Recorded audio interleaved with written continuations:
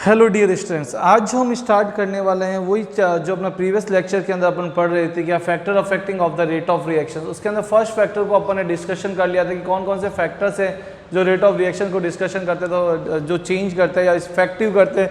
तो first factor की बात अपन ने कर ली थी। क्या था फर्स्ट फैक्टर? कि जो आपके पास रेट ऑफ रिएक्शन से आपके पास अभिक्रिया की जो दर है वो क्रिया कारकों की सांद्रता का क्या होता है, the concentration of the reactant is proportional to the what, rate of reaction. यानी सिंपल सा कह सकते हैं rate of reaction is directly proportional to the concentration of the reactant. Clear? यानी क्रिया कारकों की सांद्रता की क्या था, वो समानुपाती था। फर्स्ट लॉ अपन ने पढ़ा था क्या, R is directly proportional to the concentration of the rate of reactions. Clear? यानी क्रिया कारकों की सांद्रता का क्या था, वो समानुपाती था। Clear? Now today we are discussion on the second factor effective factor कौन सा है आपके पास, टेम्परेचर मीन्स व्हाट, ताप। टेम्परेचर किसी भी रिएक्शन के अंदर आपको पता है जैसे ही ताप को टेम्परेचर को बढ़ाया जाएगा तो टेम्परेचर बढ़ता है तो उसके अंदर क्रियाकारी जो भी रिएक्टिव क्रियाकारी अणु है जो आपके, उस क्रियाकारी अणुओं की जो काइनेटिक एनर्जी वो क्या होगी आपके पास, इंक्रीज होगी। अगर उनकी काइनेटिक एनर्जी इंक्रीज होगी तो उनके बिटवीन द कोलिजन होगा, जो टक्कर होगा, टक्करों की संख्या क्या होगी वहां पे बढ़ेगी। अगर टक्करों की संख्या आपके पास इंक्रीज होती है तो रेट ऑफ रिएक्शन जो है वो भी आपके पास क्या होगा, वहां पे इंक्रीज होगा। तो सिंपल सा है आपके पास, व्हेन इंक्रीज द टेम्परेचर, यानी जब ताप बढ़ाया जाता है, जब ताप को इंक्रीज करते हैं, जब ताप को बढ़ाते हैं तो क्या होता है, सिंपल सा क्रियाकारी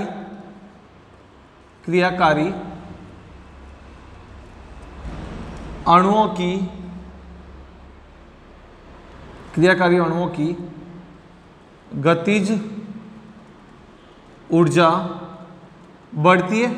अगर क्रियाकारी अणुओं की गतिज ऊर्जा काइनेटिक एनर्जी बढ़ेगी तो सिंपल सा है, जिससे आपको पता है क्या, number of the collision means वो टकराव की संख्या आपके पास बढ़ेगी।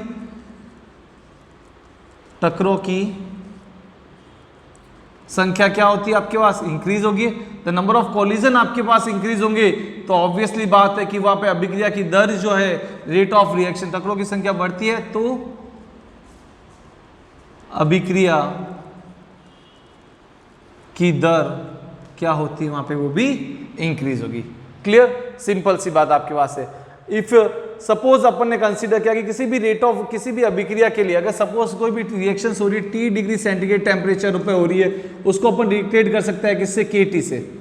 किसी भी रिएक्शन के अंदर टेम्परेचर को अगर आपने 10 डिग्री सेंटीग्रेड से आपने इंक्रीज कर लिया तो उसका जो वैल्यूज होगी KT प्लस 10 होगा आपके पास। एट 10 डिग्री सेंटीग्रेड टेम्परेचर को आपने इंक्रीज कर दिया। क्लियर?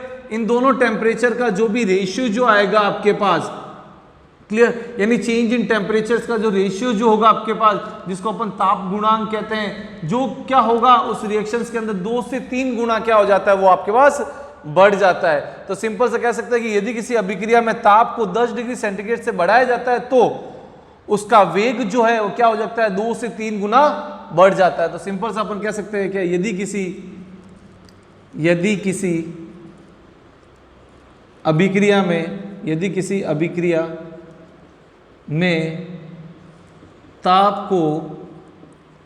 डिग्री सेंटीग्रेड से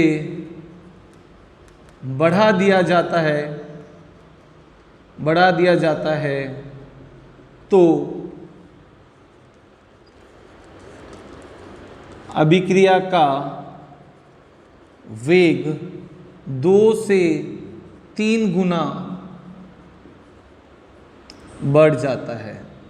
क्या हो जाता है, अभिक्रिया का वेग क्या हो जाता है, 2 से 3 गुना बढ़ जाता है। यानी इसको कैसे लिख सकते हैं, KT plus 10 upon KT is equal to, आप लिख सकते हैं इसको क्या, नियर इक्वल होता है किससे, 2 से 3 गुना के।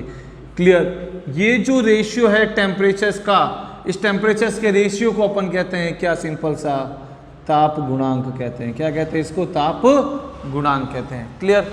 अगर आपके पास इस ताप गुणांक की डेफिनेशन की बात करें तो आप सिंपल सा कह सकते हैं क्या, दो भिन्न तापों पर वेग नियतांकों का अनुपात क्या होगा, सिंपल सी डेफिनेशन क्या होगी, दो भिन्न तापों पर वेग नियतांकों, दो भिन्न तापों पर वेग नियतांकों का अनुपात जिससे या जिसमें ताप का अंतर 10 डिग्री सेंटीग्रेड हो, ताप गुणांक कहलाता है। सिंपल सी डेफिनेशन आया समझ में आपको? ये जो डेफिनेशन है किसको डिक्टेट करती है? आपके पास ताप गुणांक। बोर्ड एग्जाम के अंदर कई बार ये एग्जाम में रिएक्शन पूछी जाती है कि what is the temperature coefficient, यानी ताप गुणांक जो है आपके पास। क्लियर? ताप गुणांक क्या होता है? ताप गुणांक क्या होता है? सिंपल सा, दो भिन्न तापों पर दो डिफरेंट टेम्परेचर है और उन दोनों टेम्परेचर का जो डिफरेंस है जो वो कितना होना चाहिए? 10 डिग्री सेंटीग्रेड। अगर उनके टेम्परेचर का डिफरेंस 10 डिग्री सेंटीग्रेड है तो उसका जो अंतर जो होगा, जो रेशियो जो होता है, वो सिंपल सा कहलाता है क्या? ताप गुणांक की फॉर्म में अपन उसको डिफाइन करते हैं। देन अपन सेकंड टाइप की बात करें तो क्या होगा? सेकंड आपका टेम्परेचर हो गया इफेक्ट करने वाला। देन थर्ड जो बात होगी आपके पास क्या होगा? सिंपल सा कैटलिस्ट क्या होता है? Means what? उत्प्रेरक। क्लियर? उत्प्रेरक जो है वो अभिक्रिया की दर को कैसे प्रभावित करते हैं? तो सिंपल सा थर्ड पॉइंट आपके पास क्या आता है? कैटलिस्ट मतलब क्या? उत्प्रेरक। क्लियर? ये जो कैटलिस्ट है, ये कैटलिस्ट क्या करते हैं? रेट ऑफ रिएक्शंस को आपको पता है क्या कर देते हैं? चेंज कर देते हैं। खुद तो इन्वॉल्व होते नहीं अभिक्रिया के अंदर, बट अभिक्रिया की दर को या अभिक्रिया के वेग को क्या कर देते हैं? ये परिवर्तित कर देते हैं। अगर कैटलिस्ट की सक्रिय ऊर्जा की वैल्यू, अगर उत्प्रेरक आपने डाला और किसी भी उत्प्रेरक की उपस्थिति में किसी भी अभिक्रिया की सक्रिय ऊर्जा का मान कम हो जाता है, क्या होता है? सक्रिय ऊर्जा का मान कम हो जाता है तो अभिक्रिया का वेग क्या हो जाता है आपके पास? अभिक्रिया की दर जो है क्या हो जाती है आपके पास? बढ़ जाती है। तब आपके माइंड में आएगा सर हमें कैसे पता चलेगा कि सक्रिय ऊर्जा क्या होती है, कैसे नहीं होती है? इस ग्राफ के थ्रू मैं आपको डिक्टेट कर सकता हूं। जैसे एक ग्राफ है मेरे पास। क्लियर? ये आपके पास एनर्जी, ऊर्जा एंड पथ के बिटवीन ये ग्राफ प्लॉट कर रहा हूं मैं। तो सिंपल सा कोई भी रिएक्टेंट है, चेंज हो रहा है किसकी फॉर्म में? प्रोडक्ट की फॉर्म में चेंज हो रहा है। तो ये जो एनर्जी गैप है, ये जो एनर्जी बैरियर है आपके पास, ये जो एनर्जी बैरियर है, ये कहलाता है आपके पास क्या? सक्रिय ऊर्जा। क्या कहलाता है? ये आपके पास सक्रिय ऊर्जा कहलाता है। और इसको जो सिंबल होता है वो क्या होता है? Capital EA, activation energy. Clear? ये आपके पास क्या है? सिंपल सा क्रियाकारक। और ये आपके पास क्या हो रहा है? यहाँ पे उत्पाद बन रहा है। क्लियर? क्रियाकारक। अगर यहाँ पे कैटलिस्ट आप यूज करोगे तो यही जो रिएक्शन है आपके पास, यह जो रिएक्शन है उत्प्रेरक की उपस्थिति में क्या हो जाएगी? वहां पे फ्लो हो जाएगी। क्लियर? यहाँ पे भी ये जो बैरियर जो आ रहा है आपके पास, ये भी आपके पास क्या है? सक्रिय ऊर्जा ही है। सक्रिय ऊर्जा को ये डिक्टेट कर रहा है। बट ये जो सक्रिय ऊर्जा है किसकी उपस्थिति में है? आपके पास उत्प्रेरक की उपस्थिति में आपके पास सक्रिय ऊर्जा है। तो सिंपल सा हम कह सकते हैं क्या कह सकते हैं? उत्प्रेरक अभिक्रिया की सक्रिय अभिक्रिया की सक्रिय ऊर्जा को कम कर देता है जिससे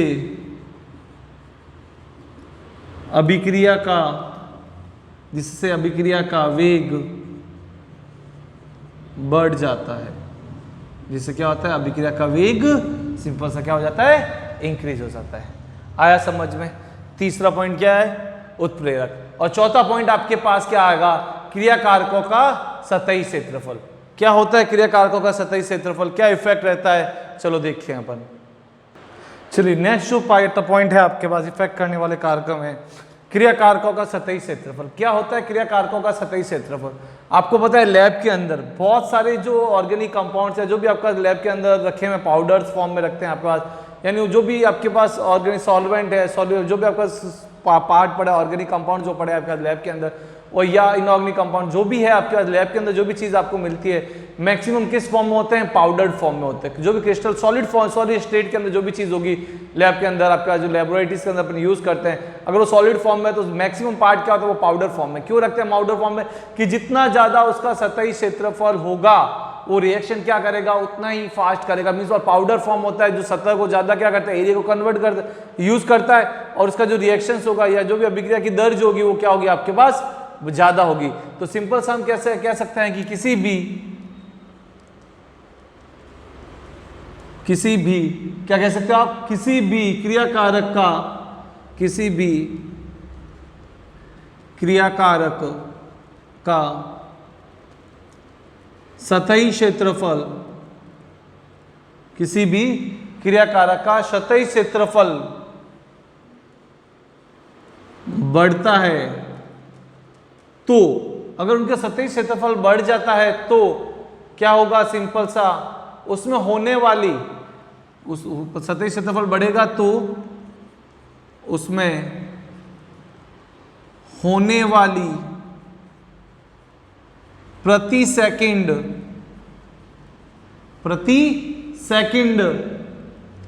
प्रति एकांक आयतन में टकरों की संख्या, जो टकरों की संख्या है वो भी क्या होती है, बढ़ती है। अगर टकरों की संख्या एकांक प्रति सेकंड एकांक आयतन में टकरों की संख्या बढ़ेगी तो सिंपल सा है क्या, अभिक्रिया की जो दर है, सिंपल सा क्या, अभिक्रिया की दर है, जो क्या होती है, अभिक्रिया की दर भी क्या होती है, बढ़ती है। आया समझ में आपको? ये जो मोस्ट इंपॉर्टेंट 4 फैक्टर्स थे जो मैंने आपको डिक्टेट कराए, क्लियर। इन 4 फैक्टर्स का अपन यूज करते हैं, एग्जाम में क्वेश्चन फिक्स आता है आपके पास कि अभिक्रिया की दर को प्रभावित करने वाले कारक लिखिए, तो ये 4 मोटे मोटे तौर पे जो फैक्टर है वो आपको डिक्टेट वहां पे करने हैं, क्लियर। नेक्स्ट जो टॉपिक अपन स्टार्ट करेंगे, जो नेक्स्ट टॉपिक आपके पास क्या आता है, अभिक्रिया की अणुसंख्यता, क्लियर। अभिक्रिया की अणुसंख्यता क्या होती है उसके बारे में अपन पढ़ते हैं। चलिए नेक्स्ट टॉपिक अपन पढ़ते हैं, क्या बहुत अच्छा टॉपिक है, बहुत इंपॉर्टेंट टॉपिक है, ये भी एग्जाम में कई बार पूछा जाता है कि अणुसंख्यकता क्या होती है, किसी भी अभिक्रिया की अणुसंख्यता, क्लियर। अणुसंख्यता अपन किसके लिए फाइंड आउट करते हैं, पहली मोटे मोटे तौर पे जो इंपॉर्टेंट बात है कि आपको याद रखनी है कि हमेशा सिंगल स्टेप रिएक्शन से होती है, क्या होती है आपके पास, हमेशा सिंगल स्टेप रिएक्शन होती है, डबल 2 स्टेप रिएक्शन इसके अंदर इन्वॉल्व नहीं होती है, क्लियर। तो इसकी डेफिनेशन की बात करें तो अपन कह सकते हैं कि किसी भी, क्या डेफिनेशन है अणुसंख्या क्या होती है, मतलब क्या, किसी भी प्रारंभिक अभिक्रिया, या प्रारंभिक अभिक्रिया का मतलब क्या है, सिंपल सा सिंगल स्टेप रिएक्शन से, मींस व्हाट, एक स्टेप में जो एक पद अभिक्रिया जो होती है उसके लिए बात की मैंने, कि किसी भी प्रारंभिक अभिक्रिया में भाग लेने वाले किसी भी रासायनिक अभिक्रिया में, किसी भी एकल अभिक्रिया, प्रारंभिक अभिक्रिया में भाग लेने वाले क्रियाकारी, किसी रासायनिक अभिक्रिया में भाग लेने वाले क्रियाकारी अणुओं,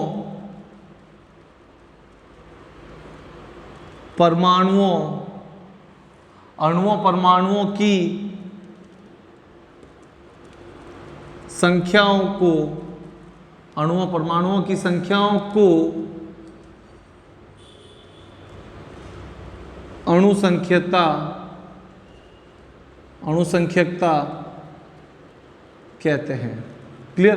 कितने अणु और परमाणु वहां पे रिएक्शंस के अंदर पार्टिसिपेट कर रहे हैं तो उसको अपन कह सकते हैं, अपन क्या कहेंगे, अपन उसको अणुसंख्यकता कहते हैं। सिंपल सा, फॉर एग्जांपल ए चेंज हो रहा है आपके पास किसकी फॉर्म में, प्रोडक्ट की फॉर्म में, क्लियर। अगर ए चेंज हो रहा है, एक ही अणु यहाँ पे पार्टिसिपेट करा तो उसकी अणुसंख्यकता कितनी होगी, यह लिखते हैं अपन क्या, अणु संख्यकता। अगर इस अभिक्रिया के लिए अणुसंख्यकता कितनी होगी, सिंपल सी आपके पास क्या होगा, 1 होगा, क्लियर। सपोज 2A आपके पास चेंज हो रहा है, यानी A के 2 मोल यहाँ पे यूज हो रहे हैं और वो किस में चेंज हो रहा है, प्रोडक्ट की फॉर्म में, मीन्स उत्पाद की फॉर्म में चेंज हो रहा है, तो इसकी अणुसंख्यकता कितनी होगी आपके पास, 2 होगी, क्लियर। सिंपल सा, फॉर एग्जांपल मैं कंसीडर कर लूं A+B आपके पास चेंज हो रहा है किसकी फॉर्म में, प्रोडक्ट की फॉर्म में चेंज हो रहा है, तो A और B दोनों आपके पास कितने हो गए, अणुसंख्यकता आपके पास क्या हो गई, 2 हो गई। सिमिलरली आप यूज कर सकते हो A+2B आपने यूज किया, कोई भी रिएक्शन हो रही है आपके पास, A+2B चेंज हो रहा है किसकी फॉर्म में, वो प्रोडक्ट की फॉर्म में चेंज हो रहा है, तो इसकी जो अणुसंख्यकता होगी वो कितनी होगी आपके पास, 2 होगी। आया समझ में? इस टाइप से अपन किसी भी कोई भी रिएक्शंस लेके अपन उसकी क्या फाइंड आउट कर सकते हैं, अणुसंख्यकता अपन फाइंड आउट कर सकते हैं। अगर मैं रिएक्शंस को कंसीडर करूं तो फॉर एग्जांपल क्या रिएक्शंस होगी, CH3 CHO आपके पास लिया। अगर जैसे ये प्रोडक्ट की फॉर्म में चेंज होगा, ये मीथेन बनाएगा CH4 प्लस आपके पास क्या बनेगा, कार्बन मोनोऑक्साइड। क्लियर, ये एक है आपके पास और चेंज हो रहा था, इस अभिक्रिया के लिए इसकी अणु संख्या कितनी होगी, 1 होगी। और ये क्या है आपके पास, एकल अभिक्रिया है। कौन सी है आपके पास, यूनिमोलिकुलर रिएक्शन है। ये कैसी है आपके पास, यूनिमोलिकुलर रिएक्शन, ये रिएक्शन है। फॉर एग्जांपल मैंने कंसीडर किया क्या, H2 plus Cl2 gives 2HCl।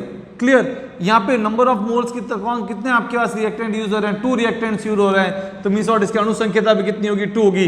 तो ये जो रिएक्शंस कहलाती क्या है आपके पास, बाइमोलिकुलर रिएक्शंस कहती है, बाइमोलिकुलर रिएक्शंस आपके पास है, द्विअणुक अभिक्रिया है आपके पास। फॉर एग्जांपल आपके पास कंसीडर कर सकते हो 2SO2 plus O2, 2SO2 plus O2 change हो रहा है, मींस और 2SO3 की फॉर्म में ये चेंज हो रहा है। क्लियर, तो ये जो मॉलिक्यूलर रिएक्शन से आपके पास क्या है, ट्राइमोलिकुलर रिएक्शन से आपके पास। अब आपके माइंड में आएगा सर इसके आगे भी फर्दर रिएक्शंस हो सकती है क्या, 4 टाइप ऑफ रिएक्शंस हो सकती है, नहीं। कि हमेशा ध्यान रखना कि जब भी सिंगल स्टेप रिएक्शंस की बात होगी वो हमेशा आपके पास यूनिमोलिकुलर, बाइमोलिकुलर या ट्राइमोलिकुलर रिएक्शंस हो सकती है। इससे further single step reaction possible ही है। मैक्सिमम जो स्टेप रिएक्शन, मैक्सिमम जो आपके पास मॉलिक्यूल्स यूज हो सकते हैं वो ट्राइमोलिकुलर रिएक्शंस, ट्राइमोलिकुलर वहां पे यूज हो सकता है, जिसकी अणु संख्या कितनी हो सकती है, 3 हो सकती है। उससे ज्यादा मौलिक अणु आपके पास एक सिंगल स्टेप के अंदर रिएक्ट ही नहीं करेंगे। उससे ज्यादा सपोज 4 अणु हैं, 5 अणु हैं आपके पास रिएक्टेंट की फॉर्म में, तो वो आपके पास अगर रिएक्शन कर रहे हैं तो वो रिएक्शन हमेशा कितने स्टेप की रिएक्शन होगी, 2 स्टेप या मोर देन 2 स्टेप रिएक्शंस के अंदर वो रिएक्शन क्या होगी आपके पास, कंप्लीट होगी। तो हमेशा ध्यान रखने वाली बात है कि आपका सिंगल स्टेप रिएक्शन जब भी होती है वो मैक्सिमम क्या होती है आपके पास, जिसकी अणु संख्या उसकी मैक्सिमम कितनी होती है, 3 हो सकती है, यानी ट्राइमोलिकुलर रिएक्शन हो सकती है आपके पास। क्लियर, अब आपके पास क्या हो सकता है, सिंपल सा, अब कुछ पॉइंट्स हैं जो आपको हमेशा याद में रखना है। यह जो वैल्यू है आपके पास, ये जो वैल्यू होती है, यह एक आपके पास कैसा वैल्यू है, सैद्धांतिक वैल्यू है या प्रायोगिक वैल्यू है, किस टाइप का वैल्यू है आपके पास रिएक्शन देता है, ये हमेशा आपके पास कैसा देता है, ये सैद्धांतिक मान है, प्रायोगिक मान आपके पास नहीं होता। क्लियर, ये जो किसी भी अभिक्रिया की अणु संख्या हमेशा शून्य या नेगेटिव या भिन्न में नहीं हो सकती। तो हमेशा ध्यान रखना, यह एक ऐसा मान है, अणु संख्या क्या होती है हमेशा, यह अणु संख्या क्या है, सैद्धांतिक मान है।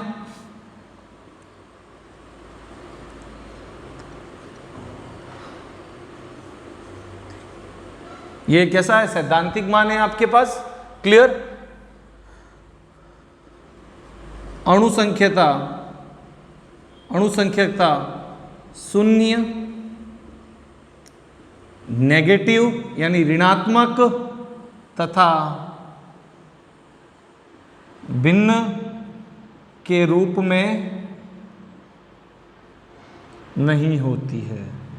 क्या नहीं होती है, कभी भी ये बाय फ्रैक्शन फॉर्म में आपके पास कभी नहीं आती है आपके पास। आया समझ में। नेक्स्ट जो अपन बात करेंगे, किसके ऊपर बात करने वाले हैं, नेक्स्ट जो अपना टॉपिक्स आएगा वो क्या है, अभिक्रिया की कोटि।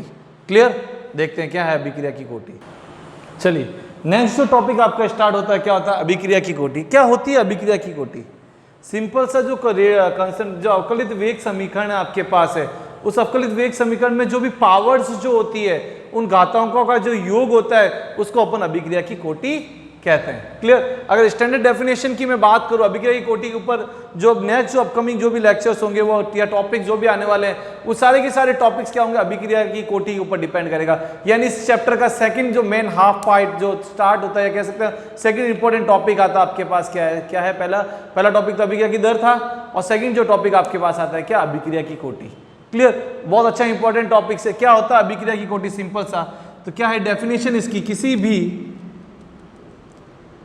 भी रासायनिक अभिक्रिया में भाग लेने वाले, किसी रासायनिक अभिक्रिया में भाग लेने वाले क्रियाकारकों की वह संख्या जिनकी सांद्रता में अभिक्रिया के दौरान, अभिक्रिया के दौरान परिवर्तन, अभिक्रिया के दौरान परिवर्तन होता है, अभिक्रिया की कोटि कहलाता है। क्या कहलाता है? वो उस अभिक्रिया की कोटि कहलाता है। क्लियर? सिंपल से अपन लिख सकते हैं इसको। क्या अगर इसकी और एक अनदर डेफिनेशन की मैं बात करूं तो एक डेफिनेशन ये भी कह सकता हूं, क्या अवकलित वेग समीकरण में, अवकलित वेग समीकरण में क्रियाकारकों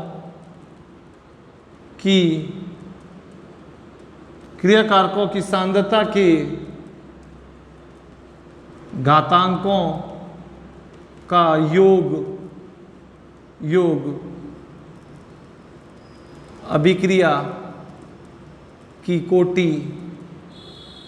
की कोटि कहलाती है। आया समझ में? सिंपल सी ये जो डेफिनेशन है कई बार एग्जाम में पूछी जाती है कि अभिक्रिया की कोटि क्या होती है, तो अपन सिंपल से इजी डेफिनेशन ये होती है कि यानी अवकलित वेग समीकरण में क्रियाकारकों की सांद्रताओं के घातांकों का जो योग होगा वो क्या कहलाता है? अभिक्रिया की कोटि। यानी रेट लॉ लिखूं इसके लिए मैं, सिंपल सा रेट लॉ क्या कहता है? दर नियम क्या कहता है? सिंपल सा R is equal to K A to the power n1 into B to the power n2। Clear? अगर इसके लिए अभिक्रिया की कोटि की बात करूं तो अभिक्रिया की कोटि क्या होगी?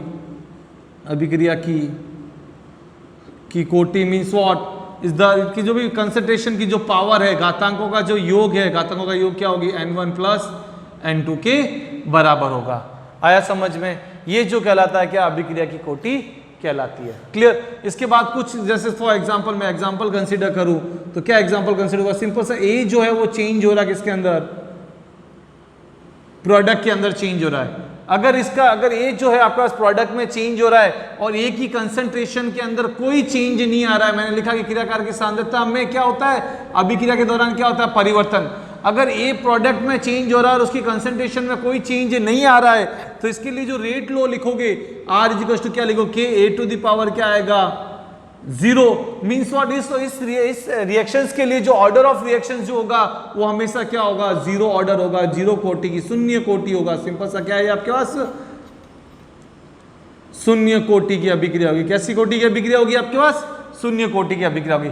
Similarly for example A change हो रहा है किसकी फॉर्म में? प्रोडक्ट की फॉर्म में। मैंने वही कंसीडर किया है, A चेंज हो रहा है प्रोडक्ट की फॉर्म में, बट इसकी कंसंट्रेशन जो है क्या हो रही है आपके पास? चेंज हो रही है और इसका जो रेट लॉ आ रहा है वो क्या आ रहा है? K A to the power आपके पास क्या आ रहा है? 1 आ रहा है।